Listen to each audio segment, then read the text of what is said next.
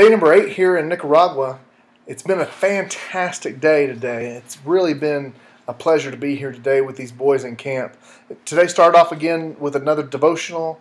Then we had an idea to give an extra parting gift to some of the boys. We've had the chance to get about 2 gigabytes worth of information, all sorts of information like different translations of the Bible, commentaries, also an atlas, all sorts of different material to give to these boys that they can go home and then study.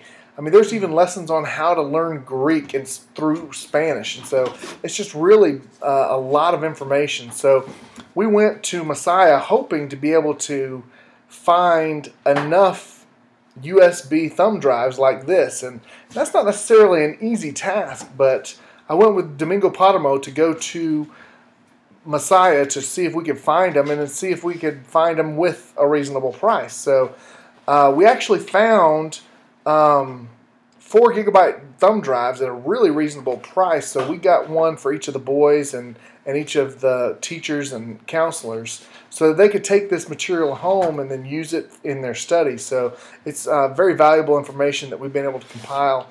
So it's really is a blessing.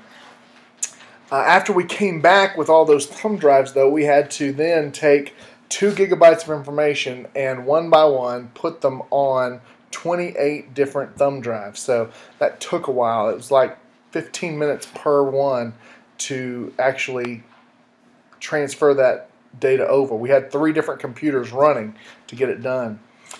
After that, we went to the beach this afternoon with the boys, and it was a really good time for the boys to kind of let their hair down, to play. They played a little soccer. We threw some frisbees.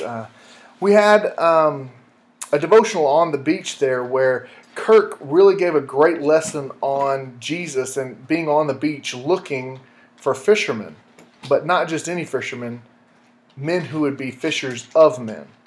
And it was a really good lesson, and I think the boys really connected with it.